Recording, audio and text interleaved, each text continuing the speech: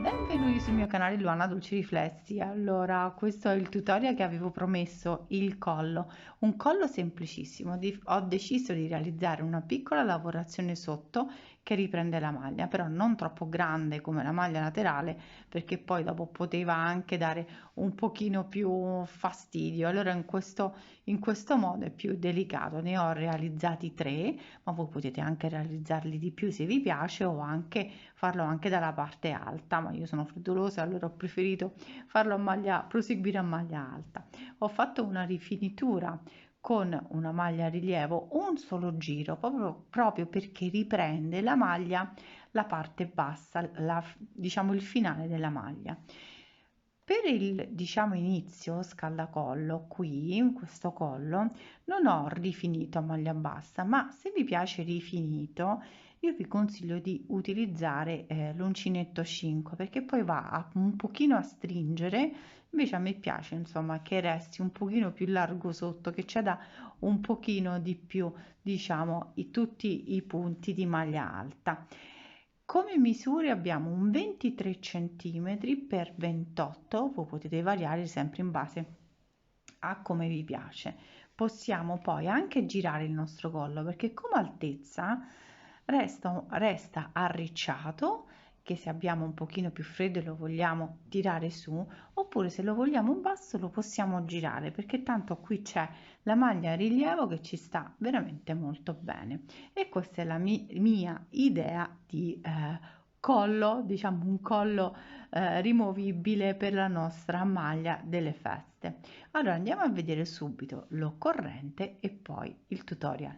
Il filato scelto per questo progetto è il blu lurex argento, sono 250 grammi questa rocca, il 27% di lana, il 15% di mohair, il 16% di nylon e il 42% di acrilico. Consigliano i ferri dal 5 al 6 all'uncinetto 3,5-5, sono 875 metri. È un blu bellissimo, ha questo lurex veramente molto bello e morbidissimo. Uncinetto 4,5. Ho avviato con l'uncinetto numero 5, ho avviato 66 catenelle. Adesso vado a cambiare uncinetto, perché come ho detto con questo filato ho il problema di tirare un pochino troppo la catenella. Ora preferisco avviare con il numero 5. Con il 4,5 ora cambio uncinetto, vado a chiudere a cerchio, mi assicuro che tutte le catenelle siano allineate bene, prendo l'ultima catenella e vado a chiudere al cerchio, prendendo il filo, una maglia bassissima e vado ad avviare 3 catenelle. Adesso punto su punto, nascondendo anche la codina dietro, vado a lavorare tutto il giro con una maglia alta,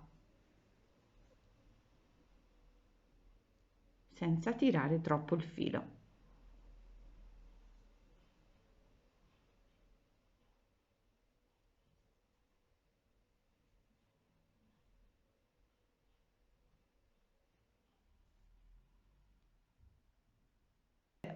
Adesso a realizzare il secondo giro di maglie alte, vado a realizzare la chiusura invisibile in maniera che quando poi andiamo a chiudere non si vede la riga. Noi dobbiamo prendere la prima maglia che abbiamo realizzato, entro con l'uncinetto laterale, passo la catenella e la faccio passare in questo modo. Adesso io, una volta che è passato, tiro bene il filo, mi avvicino bene per farvelo vedere, tiro in questo modo, giro tenendo fermo il filo, prendo il filo e lo faccio passare in questo modo, ve lo faccio rivedere,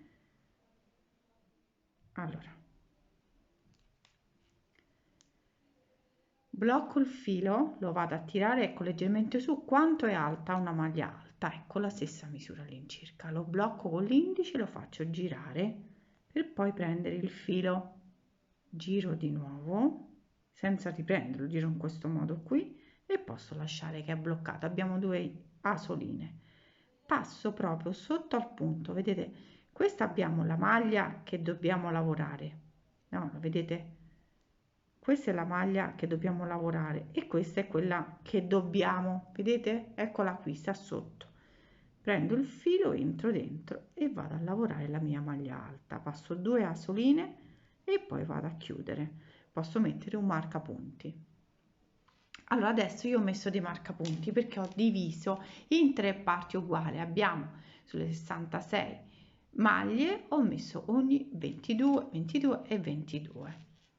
Vado a lavorare sempre maglie alte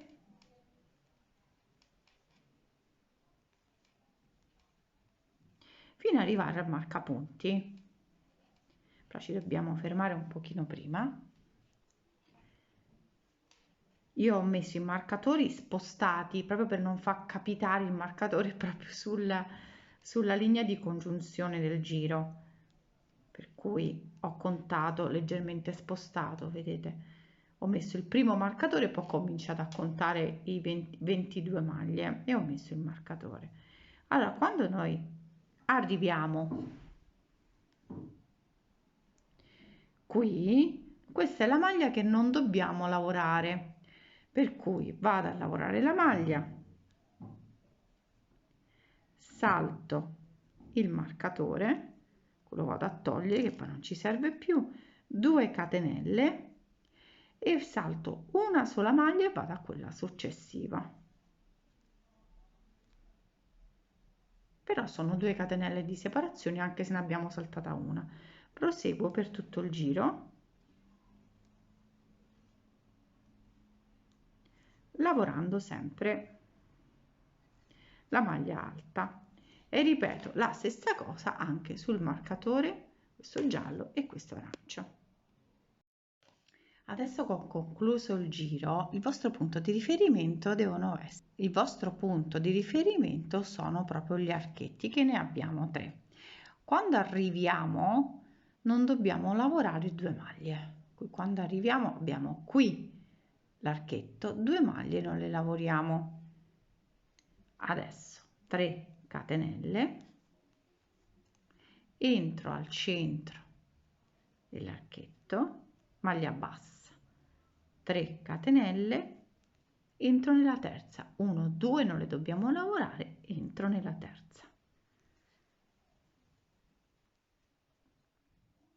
Adesso proseguo sempre con la stessa sequenza. Quando arrivo al punto successivo che trovo l'archetto, 2 maglie non le lavoro, mi fermo prima, vado a realizzare 3 catenelle, maglia bassa, 3 catenelle, 2 maglie non le lavoro, entro nella terza, proseguo fino alla conclusione del giro. Adesso vedete, questo è un nuovo giro, sono arrivata fino alla fine delle maglie alte da lavorare. Ora vado a lavorare anche 2 maglie nell'archetto e andiamo a concludere il nostro disegno, prima e seconda maglia, una sola catenella, a differenza di qui che ne abbiamo fatte 2, a concludere il giro una sola maglia, vado sull'archetto successivo, 2 maglie, la prima e la seconda.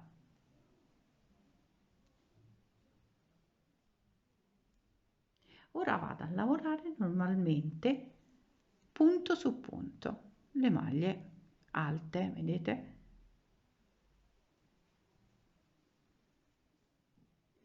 Vado a concludere anche gli altri 2 restanti del disegno e poi proseguo a maglia alta.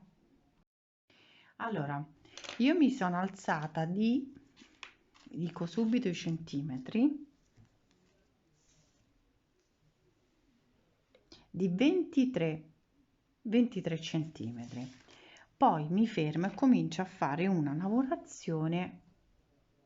Il disegno l'ho fatto semplicemente soltanto sotto, perché sotto si vede, poi sopra se noi vogliamo girarlo in questo modo, perché è abbastanza lungo, lo giriamo in questo modo. Allora qui un pochino si vede con la pelle, no? Così si vede, ma sopra poi non si vede, per cui è inutile fare il disegno. Vado a lavorare l'ultimo giro, una maglia a rilievo dietro e una maglia a rilievo davanti, sempre alta, a rilievo dietro, metto l'uncinetto dietro in questo modo, prendo il filo e lo lavoro e davanti. Realizzo tutto il giro, non faccio un altro giro perché è più che sufficiente anche girarlo in questo modo. Come vedete, riprende poi la parte bassa della maglia e va benissimo, qui rimane un bordino e la parte bassa della maglia. Qui non dà fastidio, possiamo andare a rifinire con una maglia bassa sotto. Io in questo caso non lo faccio perché ho paura che mi tira troppo e io lo voglio sotto lento, però in questo caso poi dipende anche dal collo. Se preferite potete realizzare sotto una maglia bassa e rifinirlo, ma siccome poi c'è la maglia io preferisco lasciarlo così. Adesso vado a concludere tutto il giro. Adesso ho terminato e finito il collo. Come vedete abbiamo un disegno davanti e abbiamo un altro laterale e un altro laterale. Come misura è 23 cm per 28. Possiamo girare anche il nostro collo se non ci piace troppo alto o arricciato davanti. Allora possiamo decidere di rifinire il nostro collo, la parte bassa la possiamo rifinire con una maglia bassa, ma anche con l'uncinetto 5 vi consiglio. Io non lo faccio perché sinceramente l'ho provato sulla maglia e non serve, però se lo vogliamo rifinire ancora di più possiamo realizzare una maglia alta. Io vi consiglio di utilizzare il 5 proprio perché poi rischiamo di andare a tirare e poi dà fastidio. Invece è bello avere una morbidezza sotto. Come vedete, anche se lo andiamo a girare ci sta benissimo la lavorazione in costa che abbiamo realizzato con una a rilievo davanti e una dietro. Allora il nostro collo è perfetto. Io spero che il tutorial vi sia piaciuto e che sia anche utile, anche da mettere in borsa, che possiamo utilizzarlo così quando abbiamo un pochino più di freddo. Allora io vi saluto, spero che mi seguite anche su Instagram, Luana Dolci Riflessi, ma anche su il gruppo Dolci Riflessi su Facebook. Un bacione a tutti e ci vediamo ai prossimi tutorial.